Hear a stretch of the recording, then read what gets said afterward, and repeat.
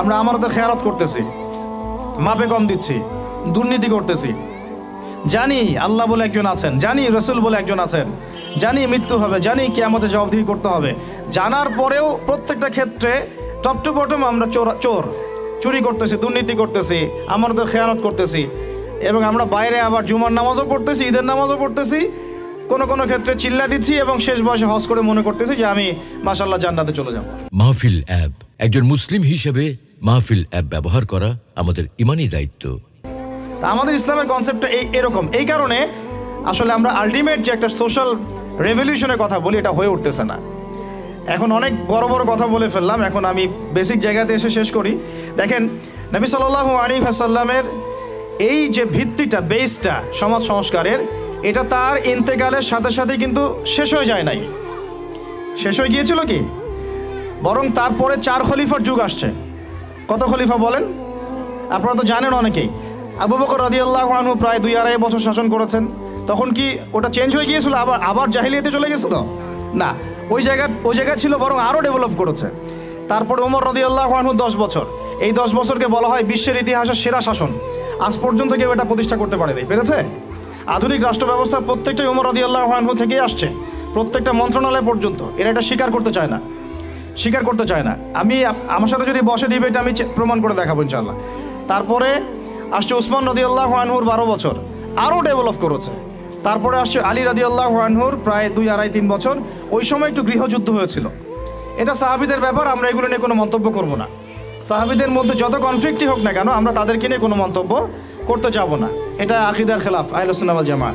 তো 4 খলিফার 30 বছরে ইসলাম আরও আগায় গেছে, পিছায় নাই, কিন্তু এক পাও পিছায় নাই, আলহামদুলিল্লাহ। এরপরে কি ইসলাম থেমে গেছে? না। এরপর আসছে উমাইয়াদের শাসন।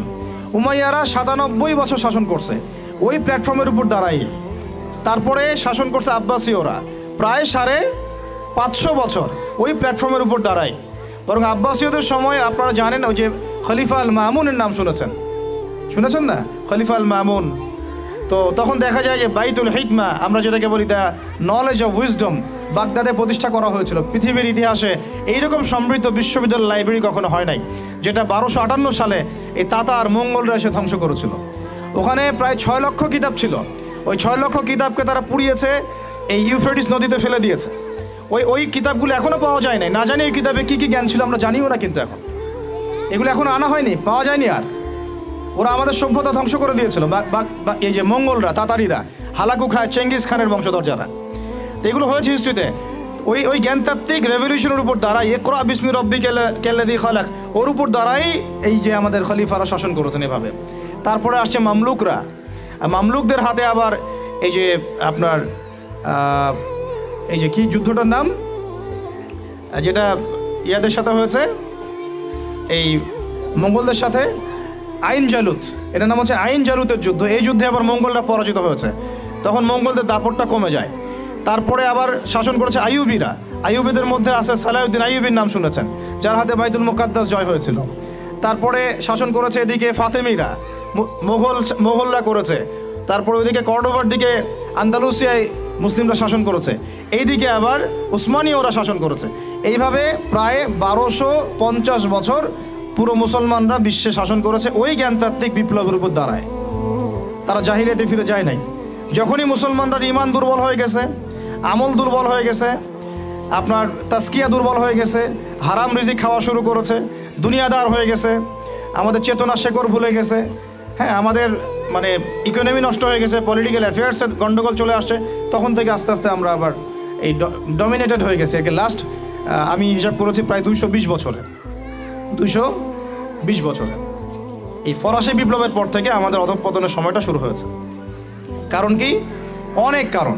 এই অনেক কারণের মধ্যে অন্যতম একটা কারণ হচ্ছে শিক্ষা ধ্বংস। আজকে যেহেতু আমরা এডুকেশন নিয়ে কথা বলছি, অন্য টপিকগুলো আমার টাচ করার দরকার নাই। অনেক কারণ। এই আমাদের যে লাস্ট 220 বছরে এই অধঃপতন, যে এখন আমাদেরকে নামাজের মাসালা শেখাতে হয়, ওজুর মাসালা শেখাতে হয়, আমাদের ছেলে মেয়েদেরকে ওমর, খালিদ, হামজার নাম শোনাতে হয়, চিনাতে হয়, হ্যাঁ, ইতিহাস জানাতে হয়, ফিকের মাসালা শেখাতে হয়। কোরআন তেলাওয়াত করতে পারে না 80% মানুষ। ওজু মাসালা, গোসলের মাসালা, ফরজ, ওয়াজিব, সুন্নত, মুস্তাহাব জানে না। 80% জেনারেল লাইনে পড়ে, তারা নামাজের মাসালা বুঝতেছে না। মানে এখন যে একটা পুরো ম্যাসাকার অবস্থা, এটা লাস্ট 220 বছরে এমনি এমনি হয় নাই, বেশ কিছু কারণ আছে। তার মধ্যে আমি একটা কারণ ফাইন্ড আউট করেছি, সেটা হলো এই ইকোনমিক কারণ, একটা পলিটিক্যাল কারণ, একটা হচ্ছে সাংস্কৃতিক আগ্রাসন, একটা হলো কাফেরদের দৌরত্ব, একটা হলো আমাদের চেতনা মানে নষ্ট হয়ে যাওয়া, শেকড় থেকে দূরে সরে আসা। সবচেয়ে বড় কথা, আল্লাহ এবং তার রাসূলের সাথে যে প্রতিশ্রুতি দিয়েছিলাম আমরা, এখান থেকে আমরা খেয়ানত করেছি আর কি, খেয়ানতকারী, মূল কথা এটা। তো এখন কথা হচ্ছে এই লাস্ট 200 বছর আবার কিভাবে এডুকেশনটা নষ্ট হয়ে গেল, কিভাবে, এটা একটা পয়েন্ট। এই পয়েন্টটা আমি আপনাদেরকে জাস্ট 2 মিনিটে বোঝাচ্ছি। এডুকেশনটা নষ্ট হয়ে যায় নাই, বরং এডুকেশনটা কি হয়েছে, এডুকেশনটা মেরুকরণ হয়েছে। এডুকেশনটার কি হয়েছে বলেন? মেরুকরণটা কি? মেরুকরণ মানে হচ্ছে যে আমরা এটাকে শিক্ষা, যে আসলে শিক্ষাই, ইসলামী শিক্ষাও শিক্ষা, ইংরেজি শিক্ষাও শিক্ষা, ম্যাথামেটিক্সও শিক্ষা, সায়েন্সও শিক্ষা, আর্টসও শিক্ষা, কমার্সও শিক্ষা, যতক্ষণ না সেটা কোরআন সুন্নাহর সাথে সাংঘর্ষিক হয়, সব কিছুই জ্ঞান।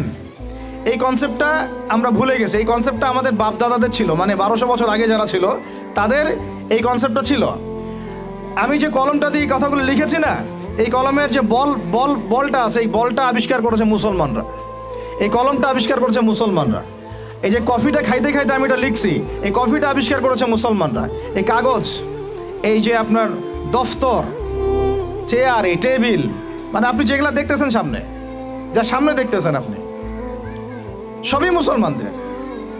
ক্যামেরা, আলোর প্রতিবিম্ব, প্রতিচ্ছবি, রক্ত সংবহন তন্ত্র, আপনার কেমিস্ট্রি, আপনার জ্যোতির্বিদ্যা, আপনার কি বলবো ফিলোসফি, এটা নিয়ে আরেকটা লেকচার দেওয়া যাবে ইনশাল্লাহ, আরেকদিন দিব এটা দিয়ে। আপনার বল পেন থেকে শুরু করে রাষ্ট্র ব্যবস্থার সংবিধান পর্যন্ত এভরিথিং মুসলমানরা করে দিয়েছিল, এভরিথিং, একটা সেক্টরও বাদ নাই, একটা সেক্টরও বাদ নাই। এটা গড়েছিল কারা? ওই যে 1200 বছর আগে 4 খলিফার যুগে, উমাইয়াদের যুগে, আব্বাসীয়দের যুগে, তারা এগুলো গড়ে দিয়েছিল। পরে যখন অধঃপতনের সময় শুরু হয়েছে আমাদের লাস্ট 220 বছর 300 বছরে, তখন পশ্চিমারা এগুলো আমাদের থেকে ধার করেছে, ধার করে নিয়ে ওর উপর দাঁড়ায় ওদের সভ্যতা নির্মাণ করেছে। এটার উপর বাহাস হতে পারে, ডিবেট হতে পারে, ওদেরকে বসতে বলেন, আমি বসতে রাজি আছি। এটার উপর বাহাস হতে পারে যে আমি বলছি যে কলমের বল থেকে শুরু করে আপনার কফি যেটা খাচ্ছেন আপনি, যে ল্যাপটপে আপনি অ্যালগোরিদম করে করে যে আমাদের ইসলামের বিরুদ্ধে বইপত্র লিখতেছেন, ওই অ্যালগোরিদম পর্যন্ত মুসলমানদের আবিষ্কার করা। এটা আমাদের এই জেনারেশনের 90%ই জানে না, হীনমন্যতায় ভোগে। অথচ 4 খলিফার যুগে, আব্বাসীয়দের যুগে, উমাইয়াদের যুগে এগুলো আমরা আবিষ্কার করে বিশ্বকে দিয়েছি। এই যে মিসাইল ছুটতেছে ওরা, এই যে মিসাইল ছুটতেছে, পৃথিবীর সর্বপ্রথম মিসাইল আবিষ্কার করেছিলেন সাদ ইবনে আবি ওয়াক্কাস রাদিয়াল্লাহু আনহু। তার যখন তিনি বিজয় করতে গিয়েছেন আপনার রোমান সাম্রাজ্যে, তার বাহিনীতে খালিদ বিন ওয়ালিদ ছিলেন। ওই সময় ওটাকে বলা হতো মিনজানিক, ওটাকে মিসাইল বলা হতো না, বলা হতো মিনজানিক। এম শব্দটা রেখে দিয়েছে ওরা, মিনজানিক আরবি শব্দ, ওরা এখান থেকে মিসাইল শব্দ আনছে, কিন্তু কাজটা একই। ওইটা দিয়ে রোমানদের ওই দেওয়াল দুর্গ ভেঙে দেওয়া হয়েছিল দূর থেকে। আমি জাস্ট বলতে চাচ্ছি, 4 খলিফার যুগে, আব্বাসীয়দের যুগে, উমাইয়াদের যুগে বিশ্বে মুসলমানরা যে প্রত্যেকটা ডিপার্টমেন্ট করে দিয়েছে, ওর উপর দাঁড়ায় আজকের এই পশ্চিমারা দাঁড়ায় আছে, এই বিশ্ব দাঁড়ায় আছে। এখন শিক্ষার মেরুকরণটা কি হলো তাহলে? লাস্ট 220 বছরে শিক্ষাটাকে ভাগ করে ফেলা হলো, যে তোমরা যারা দাড়ি টুপিওয়ালা মানুষ, তোমরা যারা ইবাদত বন্দেগী করতে চাও, তোমরা পড়বা কোরআন এবং হাদিস, তোমরা পড়বা উসুল, ফিকহ ইত্যাদি ইত্যাদি। আর যারা তোমরা ডাক্তার হতে চাও, ইঞ্জিনিয়ার হতে চাও, ব্যারিস্টার হতে চাও, তারপরে পলিটিশিয়ান হতে চাও ইত্যাদি ইত্যাদি, তোমরা পড়বা ইংরেজি, বাংলা, সায়েন্স, ম্যাথামেটিক্স, হ্যাঁ, আর্টস, কমার্স, ম্যাজিস্ট্রি, মেডিকেল সায়েন্স ইত্যাদি তোমরা পড়বা। এই যে মেরুকরণ, এই মেরুকরণটাই হারাম হয়েছে প্রথমে। এটাই একটা বাজে জিনিস হয়েছে শিক্ষার মধ্যে। কখনো মেরুকরণ ছিল না, বরং ওমর রাদিয়াল্লাহু আনহুকে আপনি দেখেন, ওমর রাদিয়াল্লাহু আনহু একজন ফকিহ, একজন হাফেজ, একজন আলেম, একজন বিজ্ঞ খলিফা, পাশাপাশি একজন রাষ্ট্রপ্রধান। এবার আমাদের এগুলো বললে তো ওনারা রাগ করে। আমি তো খোলামেলা ওনাদের সাথে কথা বলি এখন, যে আপনাদের মধ্যে একজন ব্যক্তিকে জুমার খুতবা দিতে পাঠান দেখি, মেম্বরে 360 জন এমপি একজনকে পাঠান যে জুমার খুতবা দিতে পারেন। দাঁড়ায় বলবে ইন্নাল হামদুলিল্লাহ নাহমাদুহু ওয়া নাস্তাঈনুহু মান ইয়াহদিহিল্লাহু ফালা মুদিল্লা লাহু ওয়া মান ইউদ্লিল ফালা হাদিয়া। আরবি দিয়ে জাস্ট 5টা মিনিট আপনি খুতবা দিবেন, জুমার খুতবা, এজ এ রাষ্ট্রপ্রধান। দেখেন পারে নাকি?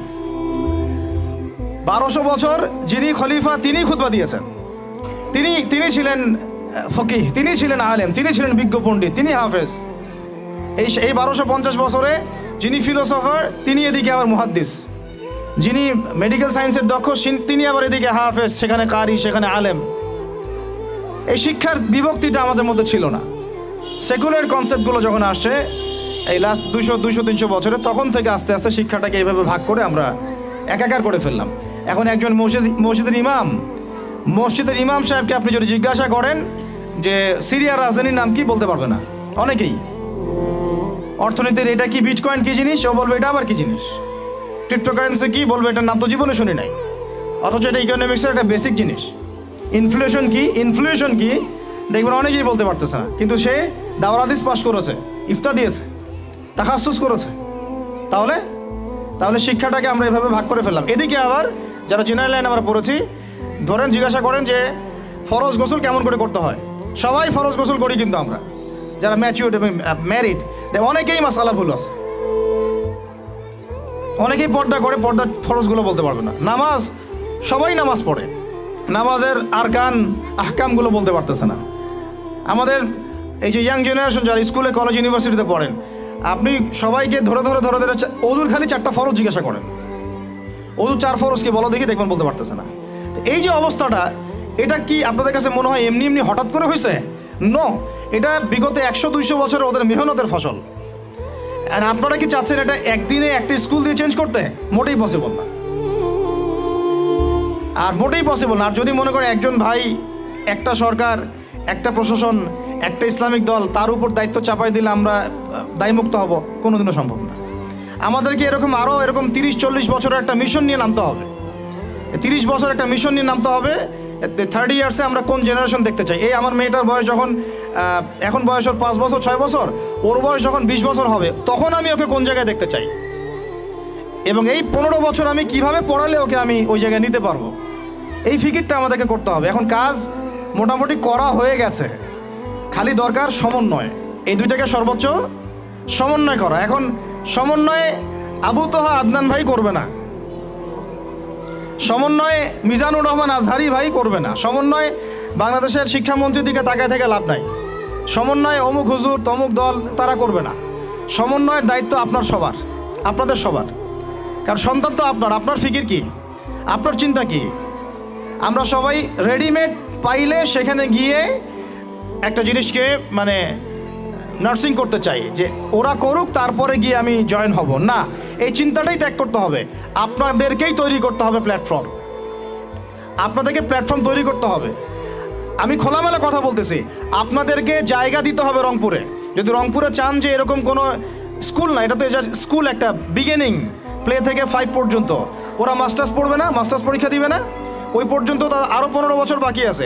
এই 15 বছরে তো এই লাইনে গেলে ওকে জানোয়ার বানায় দিবে। এই 15 বছর যদি এই লাইনে যায়, দেখা এমন হতে পারে ও সমকামী হয়ে গেছে। ও কয়দিন পরে এসে একটা ছেলেকে বিয়ে করে এসে বলবে যে ও তো মনে মনে মেয়ে, তাই বিয়ে করছি। তখন আপনি মুখ দেখাবেন কিভাবে? এমন তো হইতেই পারে। অস্বাভাবিক কিছু না, এগুলো হচ্ছে তো এখন। তো এখন আমি খোলামেলা কথা বলতেছি যে এই দায়িত্বটা আমার বা আমাদের একার নয়। ভুল ধরা যাবে অনেক, আমাদের সীমাবদ্ধতার শেষ নাই, ভুলের কোনো শেষ নাই, স্বীকার করতেছি। এরা চেষ্টা করতেছে, কিন্তু আমি জানি চেষ্টাটা মানে প্রয়োজনের তুলনায় নিতান্তই কম। আমাদেরকে সবাই মিলে চেষ্টা করতে হবে। আগে দরকার জায়গা। যদি আপনার জায়গা থাকে বা আপনাদের যদি জায়গা থাকে, আগে আপনারা জায়গা দেন রংপুর শহরে। কারণ আমরা চাই না যে কোনো জায়গায় কারো বাসায় ভাড়া নিয়ে আমাকে প্রতিষ্ঠান করতে হয়, এটা আমি চাই না। এটা আমরা কেন করবো এটা? আমরা যদি আমাদের বাচ্চাদের ফিউচারের জন্য উদ্বিগ্ন থাকি, তাহলে আপনারও তো উদ্বিগ্ন হওয়া উচিত। আপনার যদি 100% জমি থাকে, 10% দিয়ে দেন, 20% দিয়ে দেন, 50% ওয়াকফ করে দেন। এটা আপনার কেয়ামতের জন্য, কেয়ামতের মাঠ পর্যন্ত জারিয়া হয়ে থাকবে ইনশাআল্লাহ। এটা তো আমার দায়িত্ব না, এটা আপনারও দায়িত্ব। আপনার যদি ব্যালেন্স থাকে, আপনি এখানে কন্ট্রিবিউট করেন, বিল্ডিং নির্মাণ আপনি করেন। আমার কাছে বলেন ভাই আপনি কি দিতে পারবেন, আমি আপনাকে পুরো সিলেবাস করে দিতে পারবো ইনশাআল্লাহ, একদম প্লে থেকে নিয়ে মাস্টার্স পর্যন্ত। আমি কিন্তু এমনি কথাগুলো বলি নাই। আমাকে যদি গভর্নমেন্ট এখনও ডাকে, কল করে উপরের লেভেল থেকে, আমি বলছি 5 বছর সময় নেব, খালি জাস্ট 5 বছর সময় নিব ইনশাআল্লাহ।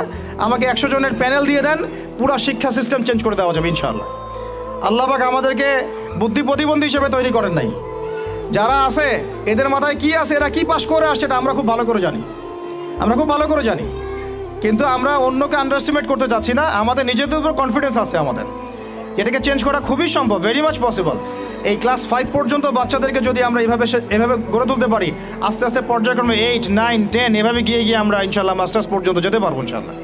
আর যদি দেখা যায় না এই সিস্টেমে পারছি না, তাহলে কোনো সমস্যা নেই, আমরা এটার নাম মাদ্রাসা দিয়ে দিব, কোনো সমস্যা নাই।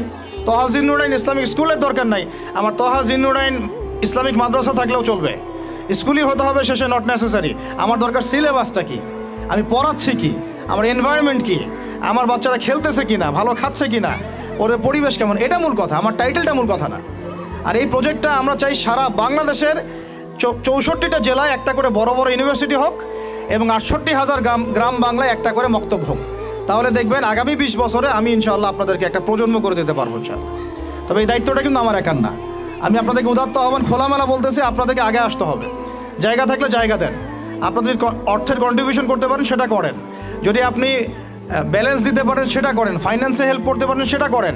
যদি আপনি এটা এত কিছু না পারেন, আপনার কিছু একটা বিল্ডিং আছে আল্লাহর জন্য দিয়ে দেন, এটা আপনি আমাদেরকে দিচ্ছেন না, আল্লাহর জন্য দিচ্ছেন। আপনি যদি এটাও না পারেন, অন্তত তাহাজ্জুদে আমাদের জন্য দোয়া করেন, অন্তত দোয়া করেন, অথবা বুদ্ধি দেন, পরামর্শ দেন, বা ধৈর্য ধরে সবর করে আমাদের সাথে থাকেন, থেকে 10টা বছর ওয়েট করেন, দেখেন কি হয়। আমার শুধু আমার মেয়েকে নিয়ে ফিকির না তো, এই প্রত্যেকটা বাচ্চা আমার বাচ্চা, আল্লাহর কসম করে বলতেছি। প্যালেস্টাইনে যখন আমরা দেখি যে আমাদের এক একটা বাচ্চা না খেয়ে মারা যাচ্ছে, তখন আমার নিজের যৌবনের উপর আমার ধিক্কার আসে যে আমি যুবক হয়ে এখানে বসে আছি, আর আমি এই মানে কি বল মন্দের ভালো কিছু কাজ করার চেষ্টা করতেছি, অথচ আমাদের এই যে কচিকাঁচা বাচ্চাগুলো প্রত্যেকদিন বোমের শিকার হচ্ছে।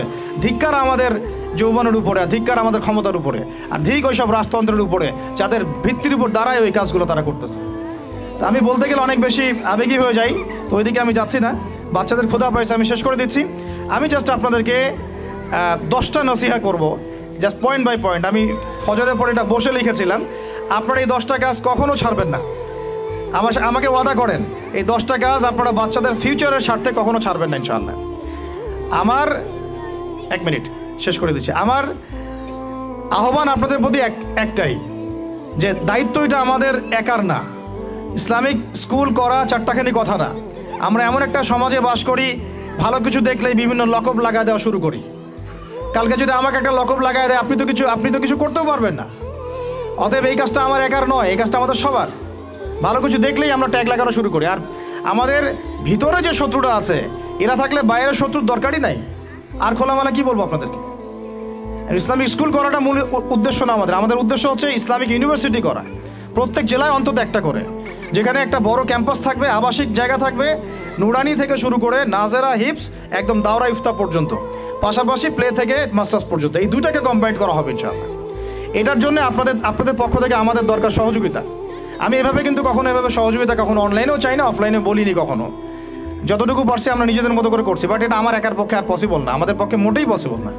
আমাদের বড় জায়গা দরকার, মাঠ দরকার, এরা খেলবে, আবাসিক জায়গা দরকার, তারপরে এদের ধরেন যে ভালো ভালো টিচার আনবো, আমাকে ভালো স্যালারি দেওয়া লাগবে। আমি যদি ট্রেনার আনতে চাই, আমাকে আরও ভালো স্যালারি দিতে হবে। আমার দরকার উন্নত পরিবেশ, হাইলি রেকমেন্ডেড একটা ক্যাম্পাস। আমার দরকার স্থায়ী ক্যাম্পাস, যেটা আমাদের স্থায়ী তহা জিন্নুরাইন অ্যারাবিক মাদ্রাসার নামে ওয়াকফ করা, যেখানে অন্য কারো হস্তক্ষেপ থাকবে না। যে আমাদেরকে বাড়ির মালিক বললেই 2 দিন পর বলতে পারবে না যে কালকে ছেড়ে দেন বাড়ি, পরশুদিন ছেড়ে দেন বাড়ি, মানে মগের মূল্য। একটা প্রতিষ্ঠান মুহূর্তের মধ্যে তো ছেড়ে দেওয়া যায় না, একটা স্বপ্ন নিয়ে আমরা দাঁড়াইছি এখানে। তো এগুলো যারা বুঝে না, তাদের সাথে তো আমাদের কথা বলে লাভ নয়। যারা বুঝেন তাদের প্রতি আমার উদাত্ত আহ্বান, আপনারা আপনাদের জায়গা থেকে আগায় আসেন ইনশাআল্লাহ। এটা আমাদের জন্য না, আপনি আপনার সন্তানের জন্য, এই সমাজের জন্য, এই জাতিকে ভালো কিছু দেওয়ার জন্য, একটা প্রজন্ম বিনির্মাণের স্বার্থে আপনারা আমাদের সাথে থাকবেন ইনশাআল্লাহ। এটা আমরা আশা করি আপনাদের কাছে। তো আমার 10টা নসিহত হচ্ছে, 1, যে আমাদের বাচ্চাদেরকে ওদের লক্ষ্যটাকে স্থির করাবেন, ওদের জীবনের লক্ষ্যটাকে। 1 নাম্বার, ওদের জীবনের লক্ষ্য হবে জান্নাত। এবং আমাদের বরেণ্য যে মানে সিংহ পুরুষরা আছেন উম্মার, ওদেরকে চিনাই দিবেন, ওদের মতো ওদেরকে হতে বলবেন। তোমাকে হামজার মতো হতে হবে, তোমাকে খালিদের মতো হতে হবে, তোমাকে ওমর ইবনে খাত্তাবের মতো হতে হবে, তোমাকে আলী ইবনে আবি তালেবের মতো হতে হবে, তোমাকে মারিয়াম আলাইহিস সালামের মতো হতে হবে, তোমাকে আয়েশার মতো হতে হবে। এই চেতনাগুলো ছোটবেলা থেকে ওর মধ্যে ইনস্টল করেন। ও সামনে একটা রোল মডেল দেখবে যে আমাকে এরকম হতে হবে। এইসব ক্যাটরিনা সব ফেলান, এগুলা পরিমণি সব ফেলান, এগুলো বাদ দেন। যা চলতেছে যে সাকিব টাকিব সব বন্ধ করেন, এইসবে কোনো ফিউচার নাই। এসব ফিউচার হয়তো দুনিয়াতে কিছু দিতে পারে, কিন্তু পরকালে আল্লাহ পাকের আযাব গজব থেকে বাঁচার কোনো অপশন নাই। 2 নাম্বার, সন্তানকে 2 নাম্বার, সন্তানকে নিজের মনে করবেন না। সন্তানকে মনে করবেন এটা আল্লাহর আমানত আপনার কাছে। এই আমার ছেলে, এটা আমার ছেলে না, এই ছেলেটা আল্লাহ পাক আমাকে দিয়েছেন। বিশ্বাস করেন আমরা তো ওকে নেওয়ার জন্য চেষ্টাও করি নাই। এমন হয়নি আপনাদের সময়? সন্তান না চেষ্টা করতো সন্তান আসে নাই? কোনো কোনো ক্ষেত্রে এমন হয়েছে সন্তান নষ্ট করার মানুষ চেষ্টা করছে, তাও সন্তান আল্লাহ দিয়েছেন। সন্তান আমার না, সন্তান আল্লাহর দেওয়া, আমার কাছে আমানত। একে যদি আমি সুসন্তান রূপে মানুষ না করি, আগামী দিনে ওমর না বানাই, তাহলে আল্লাহ আমাকে ধরবেন। That's all. 1 নাম্বার, সন্তানকে ওর গন্তব্য চেনাবেন, ওকে আমাদের সিংহ পুরুষদেরকে পরিচয় করাই দিবেন, ওর মতো তাদের মতো হতে বলবেন। এবং সন্তানকে আপনার নিজের মনে করবেন না, সন্তানকে মনে করবেন আল্লাহর দেওয়া জাস্ট একটা আমানত। 3 নাম্বার, সর্বোচ্চ সেরা কারিকুলাম যারা দিচ্ছে ওই রকম প্রতিষ্ঠানে আপনি ওকে পড়াবেন। এরকম প্রতিষ্ঠান যদি সরকার দেয় তাহলে সরকারি প্রতিষ্ঠানে পড়াবেন, আমার কোনো সমস্যা নেই। যদি না দেয় তাহলে বেসরকারি, আর যদি বেসরকারিও না থাকে তাহলে আমরা গড়ে তুলবো ইনশাআল্লাহ, ইনশাআল্লাহ তাআলা। 3 নাম্বার হচ্ছে এটা, 3 নাম্বার। 4 নাম্বার, আল্লাহর ওয়াস্তে, এটা আমি প্রথমে বলতে চাইছিলাম, আল্লাহর ওয়াস্তে ডিভাইসের এডিকশন থেকে বাচ্চাদেরকে বাঁচান। ডিভাইসের এডিকশন এত মারাত্মক যে আমি নিজে এখন কোরআনের আয়াত ভুলে যাচ্ছি দিন দিন। এই ডিভাইস আমার হাতে যেটা আছে এটা একটা পয়জন, এটা একটা হিপনোটাইজ করার যন্ত্র মানুষকে। এই মোবাইলের এডিকশন থেকে বাচ্চাদেরকে বাঁচাবেন আল্লাহর ওয়াস্তে। যদি আপনি বাচ্চাকে হাফেজ বানাতে চান, আলেম বানাতে চান, কারি বানাতে চান, মুহাদ্দিসা বানাতে চান, এটা হাতে থাকলে আপনি পারবেন না। এটাতে এডিক্টেড হয়ে গেলে আপনি কোনোভাবেই বাচ্চাকে মেমোরি ধরে রাখতে পারবেন না। বহু হাফেজে কোরআন ভুলে গেছে দিন দিন এটার কারণে। এটার মধ্যে অ্যাডাল্ট্রি অনেক কিছু আছে, ওরা এগুলো বোঝে, ওরা এগুলো এখন বোঝে, কিন্তু ওরা ছোট নাই এখন। এগুলো একটা কার্টুন দেখতে গিয়ে ওরা 10টা দেখে ফেলবে, আজে বাজে জিনিস দেখে ফেলবে। এটার মানে ব্যবহারটাকে নিয়ন্ত্রণ করেন, ডিভাইস এডিকশনটা বন্ধ করেন, আল্লাহ পাক তৌফিক দান করেন, আমিন। 5 নাম্বার হচ্ছে ম্যানুফ্যাকচার্ড কোনো খাবার বাচ্চাদেরকে খাওয়াবেন না। ফিজিক্যালি ওদেরকে ফিট রাখার চেষ্টা করবেন। ম্যানুফ্যাকচার্ড খাবার মানে একটু আগে দেখলাম যে বাইরের খাবারগুলো এটা খাচ্ছে, চিপস টিপস ইত্যাদি, এগুলা ওর হজম শক্তি নষ্ট করবে, ফিজিক্যাল স্ট্রেংথ নষ্ট করবে, ওর মেমোরি শার্প হতে দিবে না। ওকে ভিতর থেকে ওই যে একটা শব্দ একটু আগে বলেছে এক ভাই যে ব্রয়লার মুরগি বানাই দিবে, আসলেই তাই বানাই দিবে। আমরা ঢাকা শহরে যখন থাকি, ছেলেপেলেদের 15 বছরের ছেলের ভুঁড়ি দেখলে আমাদের মনে হয় যে কী একটা অবস্থা। ফাস্টফুড, পিৎজা, বার্গার, কফি, এইগুলাই ওদের জীবন। তো এইরকম হইলে এই ছেলেপেলেগুলো না ফিজিক্যালি স্ট্রং থাকতে পারবে না মেন্টালি। আর মনে রাখবেন, কোরআনে আল্লাহর কিতাবের মধ্যে আল্লাহ পাক নেতৃত্ব দেওয়ার 2টা গুণাবলী বলেছেন। কয়টা বলেন? মাত্র 2টা। নেতৃত্ব দেওয়ার জন্য ওই রকম জায়গায় যেতে হলে 2টা গুণাবলী এনশিওর করতে হয়। একটা হচ্ছে ফিজিক্যাল স্ট্রেংথ, একটা হচ্ছে ইলমের স্ট্রেংথ। বাস্তাতাম ফিল জিসমি ওয়াল ইলম আও বাস্তাতাম ফিল ইলমি ওয়াল জিসম, মানে জ্ঞানে এবং দৈহিক শক্তিতে বলীয়ান হওয়া। ছোটোবেলা থেকে খাবারে যদি আপনারা সচেতন না হন, এই বাচ্চারা বড় হয়ে দেখবেন যে 15, 20, 30 বছরেই ভেঙে পড়ে গেছে। আমরা এটা চাই না। বিশুদ্ধ খাবার এবং ম্যানুফ্যাকচার্ড খাবার ত্যাগ করা, বাইরের খাবার বন্ধ, এবং যে রুট লেভেল থেকে ভালো খাবার এনে ওদেরকে খাওয়াবেন। পরিষ্কার পরিচ্ছন্নতাকে সর্বোচ্চ গুরুত্ব দিবেন, নিট অ্যান্ড ক্লিন থাকবে আর কি। আমার সাথে আমার পরিবারের যে মাঝে মাঝে যে একটু মিষ্টি ঝগড়া হয়, আমার একটা জিনিস নিয়ে ঝগড়া হয় যে বাচ্চারা পরিষ্কার না কেন, ঝকঝকা না কেন, একদম সবসময় ঝকঝকা থাকবে, না হলে এই যে হাত দিয়ে এটা ধরতেছে, পেটে হাত দিয়ে, মুখে হাত দিবে, পেটটা নষ্ট হয়ে যাবে। বাচ্চাদের হাইজেনিক পরিবেশ দিতে হবে, আল্লাহ পাক তৌফিক দান করেন। এটা হলো 5। 6 নাম্বার হচ্ছে নিয়মিত ওদেরকে খেলতে দিবেন। এটা আমি নিজে লিখেছি, কারণ ছোটোবেলায় আমরা অনেক খেলাধুলা করেছি। আমি একটু বুঝাই জাস্ট 1 মিনিটে। যত বেশি খেলবে তত স্ট্রেট হবে, মানে ঘামবে, যত ঘামবে তত ক্লান্ত হবে, যত ক্লান্ত হবে ঘামবে তত কোলেস্টেরল কমে যাবে, ব্লাড সার্কুলেশনটা খুব ভালো হবে। তারপরে যত খেলবে ও টায়ার্ড হবে, তখন ও খাবে বেশি, মানে ভালো জিনিস খাবে বেশি, রুচি বাড়বে। যত ভালো খাবে ঘুম তত ক্লিয়ার হবে, ঘুম যত ক্লিয়ার হবে ওর ব্রেন তত শার্প হবে, ব্রেন যত শার্প হবে ও অল্প সময়ে যা পড়তে পারবে, যা মুখস্থ করতে পারবে, এটা 10 ঘন্টায় আপনি পারবেন না। বিশ্বাস করেন, আমি আমার স্টুডেন্ট লাইফে কোনোদিনও মনে হয় 2 থেকে 3 ঘন্টার বেশি পড়ি নাই, কোনোদিনও না, কোনো পরীক্ষার আগেও না, এসএসসি, এইচএসসি, ইন্টার, মাস্টার্স, কোনো পরীক্ষার আগেও না। আমার তো মনে আছে যে আমি ওই ইন্টারমিডিয়েট পরীক্ষার আগে আমরা ভিডিও গেম খেলতে গেছিলাম, মোস্তফা, মনে আছে আপনাদের? মনে নাই অনেক। ওই যে কাচারি বাজারে, এই যে কাচারি বাজারে আগে এখানে একটা গেমিং জোন ছিল, আপনাদের অনেকে মনে আছে যারা আমার এজের আছেন, মনে নেই আপনাদের? হ্যাঁ ভাই, জানেন তো, বাক্সের মধ্যে থাকতো, হ্যান্ডেল থাকতো, কালকে পরীক্ষা বলছে, পরীক্ষা দূর, কিসের পরীক্ষা, আমার ইংরেজি আগে পড়া আছে, আমার পড়া লাগবে না, এত কনফিডেন্স, বিকজ 1 ঘন্টা পড়ছি আমার হয়ে গেছে। তো এই হলো অবস্থা। মানে বাচ্চাকে খেলতে দিতে হবে, খেলতে দিলে ওর ব্রেন ডেভেলপমেন্টে অনেক কাজে দিবে, ক্ষুধা বাড়বে, ঘুম ভালো হবে, ইনশাআল্লাহ তাআলা ওরা পড়া দ্রুত মনে রাখতে পারবে ইনশাআল্লাহ তাআলা। 7 নাম্বার হচ্ছে ভাই, এটা আমাদের ভাই বোনদের জন্য, যে পারিবারিক বন্ধনটা ভালো রাখেন। যে পরিবারে হাজব্যান্ড ওয়াইফের বন্ধন ভালো না, ওই পরিবারে ভালো সন্তান গড়ে উঠবে না। ওরা অনেক কিন্তু দেখবেন যে মানে মেন্টালি অনেক ডিপ্রেসড হয়ে যাবে। পারিবারিক বন্ডিংটা খুব ইম্পর্টেন্ট। এই জন্য আমরা দোয়া করি আল্লাহ পাক যেন সবার মধ্যে পারিবারিক বন্ডিংটা ভালো রাখেন এবং পারিবারিক কলহ থেকে আল্লাহ পাক আপনাদেরকে হেফাজত করেন, আমিন। আর অ্যাটলিস্ট বাচ্চাদের সামনে এগুলো করবেন না। যদি ঝগড়া হয় বা কথা কাটাকাটি হয়, অ্যাটলিস্ট বাচ্চাদের সামনে করবেন না। এগুলো বাচ্চাদের শিশু মনে অনেক প্রভাব ফেলে। আপনার উমর রাদিয়াল্লাহু আনহুর ঘটনা জানেন তো? উনি এত কঠোর কেন জানেন? আপনারা যে বলেন উনি কঠোর মানুষ ছিলেন, কেন জানেন? উনার বাবা তাকে ছোটবেলায় কঠিন শাসন করতেন, কঠিন শাসন। ঠিক আমি এরকম একটা পরিবেশে বড় হয়েছি। যারা খুব কঠিন শাসনে বড় হয় তারা হয় দুরকম হবে। এক, হয় তারা নষ্ট হয়ে যাবে, অথবা তারা উম্মাকে নেতৃত্ব দিবে। দুটার একটা, হয় তারা খুব মানে মেন্টালি খুব ডিপ্রেসড হয়ে যাবে, অথবা দেখা যাবে যে তারা কঠোরতার কারণে ওরা দেখবেন ইনশাআল্লাহ ইসলামকে নেতৃত্ব দিচ্ছে বা আল্লাহর বিধানের উপর কঠোর হয়ে গেছে।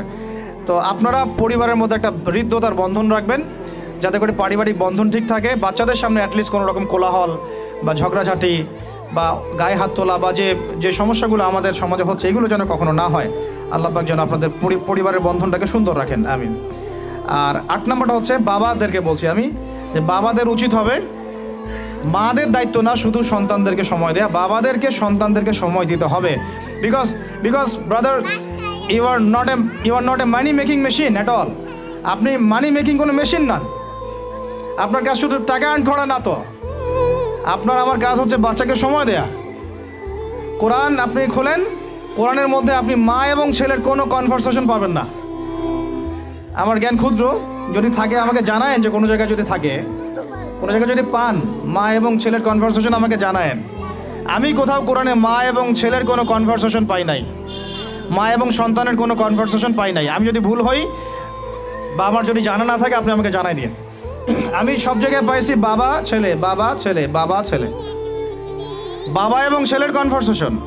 তার মানে কোরআন আমাদেরকে হেদায়েত দিচ্ছে যে বাবাদেরকে সময় দিতে হবে ছেলেদেরকে। ইউসুফ তার বাবার সাথে কথা বলছেন, ইউসুফের বাবা তার ছেলের সাথে কথা বলছেন, লুকমান আলাইহিস সালাম তার ছেলেকে নসিহত করছেন, ইব্রাহিম আলাইহিস সালাম তার ছেলেকে বলছেন আমি তোমাকে জবাই করার স্বপ্ন দেখেছি।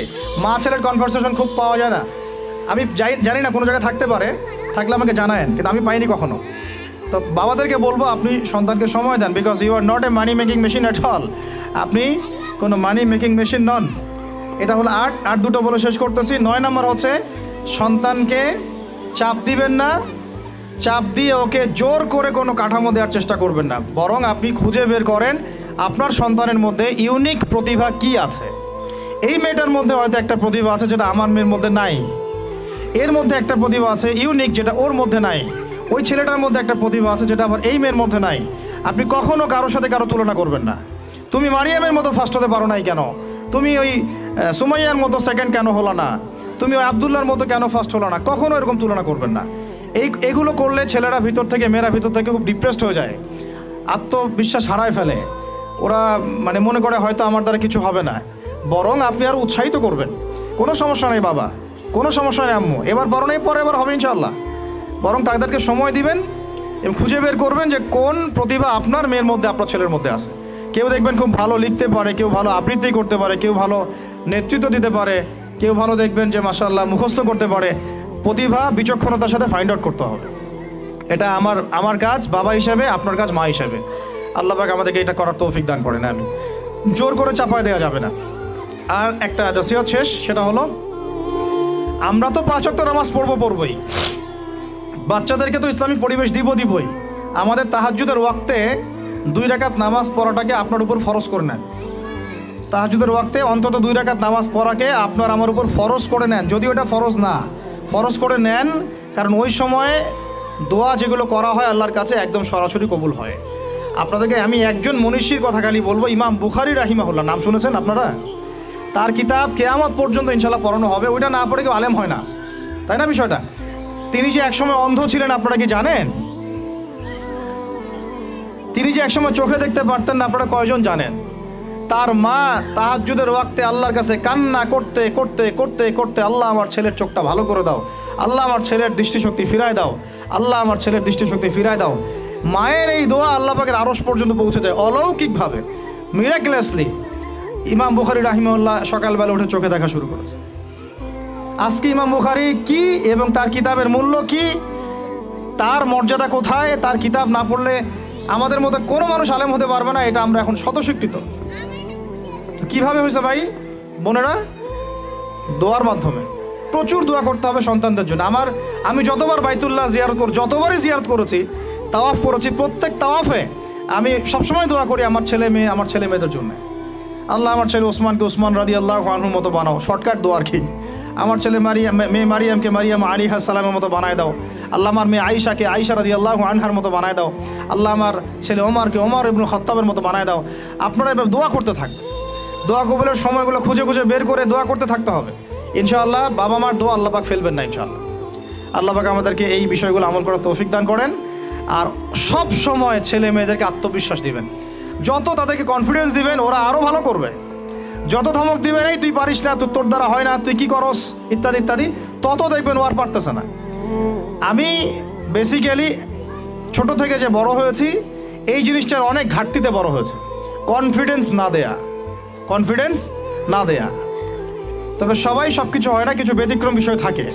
কিন্তু আমি যেটা রিয়েলাইজ করেছি, একটা মানুষকে যখনই কনফিডেন্স দেওয়া হয় সে অনেক ভালো করে। যখন আপনি তাকে আন্ডারস্টিমেট করবেন সে ভালো করতে পারবে না। তাই আল্লাহর ওয়াস্তে আমাদের বাচ্চাদের উপরে চাপ না দিয়ে আত্মবিশ্বাস দিবেন, ভালোবাসবেন, মহব্বত করবেন, ওকে উৎসাহ দিবেন, দেখবেন ইনশাআল্লাহ ও আরও ভালো করতেছে ইনশাআল্লাহ। মাশাআল্লাহ তুমি তো সুন্দর লিখছো, আরেকটু ভালো করো, ভালো হয়েছে তো মাশাআল্লাহ, আরেকটু করো, সুন্দর আর্ট করছো, আরেকটু ভালো করো, মাশাআল্লাহ একবারও তো মুখস্থ করে ফেলছো, আরেকবারও পারবা ইনশাআল্লাহ। ওকে এইভাবে বুস্ট আপ করতে থাকেন ইনশাআল্লাহ তাআলা। দেখবেন এভাবে যদি একটা পরিকল্পনা মাফিক আমরা আগাই, জাস্ট 20টা বছর সবর করি যদি আমরা, আল্লাহ পাক যেন আমাদেরকে তৌফিক দান করেন, টানা 20 বছর যদি আমরা নেক হায়াতের সাথে এভাবে রাত দিন 24 ঘন্টা নিরলস দিনের কাজ করতে পারি, অ্যাটলিস্ট এডুকেশন সেক্টরে, আমাদের তো পলিটিক্যাল সেকশন নাই, ইকোনমিক সেকশন আমাদের হাতে নাই, অ্যাটলিস্ট শিক্ষা সেক্টরে যদি আমরা এভাবে কাজ করতে পারি, আগামী 20 বছরে বাংলাদেশের শিক্ষা ক্ষেত্রের হুলিয়া পরিবর্তন করে ফেলা সম্ভব ইনশাআল্লাহ। কারণ সব কিছু নতুন করে করা লাগবে না, আমরা শুধু সমন্বয় করব, পরিবেশ গড়ব এবং আমাদের জানমাল, সময়, শ্রম, জমি জমা এগুলো ওয়াকফ করবো ইনশাআল্লাহ আল্লাহর জন্য। এবং এগুলো করলে লাভ কী হবে? ওই বিখ্যাত হাদিসটা দিয়ে শেষ করতেছি, যে নবী সাল্লাল্লাহু আলাইহি ওয়াসাল্লাম বলেছেন, ইযা মাতাল ইনসান, যখন মানুষ ইন্তেকাল করবে বা করে, ইনকাতা আনহু আমালু, তার আমল নামাটা কেটে দেওয়া হয়, বন্ধ হয়ে যায়। ইল্লা সালাস, 3টা রাস্তা খালি জারি থাকে। 1 নম্বরই হচ্ছে সাদাকায়ে জারিয়া, মানে এমন সাদাকা, এমন কন্ট্রিবিউশন যেটা আমার ইন্তেকাল, আপনার ইন্তেকালের পরেও একেবারে চলতে থাকবে, লং টাইম সাস্টেন করতে থাকবে, এটা একটা। 2 নম্বর ওয়ালাদুন সালেহ, আমার নেককার সন্তান বা আপনার নেককার সন্তান, যে আপনার আমার জন্য কালকে আমাদের মানে পরকালে বারজাখের জীবনে আমরা যখন থাকবো তখন তারা দোয়া করতে থাকবে। আর আমি বলছি আমার ওমরই শুধু আমার ছেলে না, আপনাদের সবার সন্তান আমার সন্তান, আপনাদের সবার মেয়ে আমার মেয়ে। আমি এভাবে কখনো চিন্তা করি না যে যে প্রতিষ্ঠানগুলো আমরা করতেছি বা যে প্রজেক্টগুলো আমরা নিচ্ছি হাতে, এগুলো শুধু আমার ছেলের জন্য, আমার মেয়ের জন্য, কোশ্চিন কালেও না। এদেশের প্রত্যেকটা শিশু আমার শিশু, আমার ছেলে আমার মেয়ে। এদেশের প্রত্যেকটা বোন আমার বোন, এদেশের প্রত্যেক ভাই আমার ভাই। ওইভাবে চিন্তা করে আমাদেরকে না গেলে আমরা জাতিগত পরিবর্তন আনতে পারবো না। তখন আমরা স্বার্থপর হয়ে যাবো, আমার ছেলে বাঁচলেই হলো, আমার মেয়ে বাঁচলেই হলো। তখন হবে কি, আমার ছেলে আদতে বাঁচতে পারবে না, আমার মেয়েও বাঁচতে পারবে না, কারণ ফিতনা যখন সব জায়গায় ছড়ায় পড়বে আমার ঘরেও তো ঢুকবেই, স্বাভাবিক। আর শেষ নাম্বারটা হচ্ছে আল ইলম, এমন জ্ঞান ইউনতাফাউ বিহিন নাস, যে জ্ঞান দিয়ে মানুষ উপকৃত হয়। এই হলো শিক্ষা প্রজেক্টগুলো। আল্লাহ পাক এই হাদিসটার উপর আমাদের সবাইকে আমল করার তৌফিক দান করেন, আমিন। আর আমি লম্বা করছি না, আপনাদের অনেকেই ক্ষুধার্ত, আমাদের বাচ্চারা ক্ষুধার্ত। আমরা দোয়া করি আল্লাহ পাক যেন আমাদের সবাইকে পবিত্র কোরআন এবং নবীর হাদিস অনুযায়ী জীবন গড়ার তৌফিক দান করেন।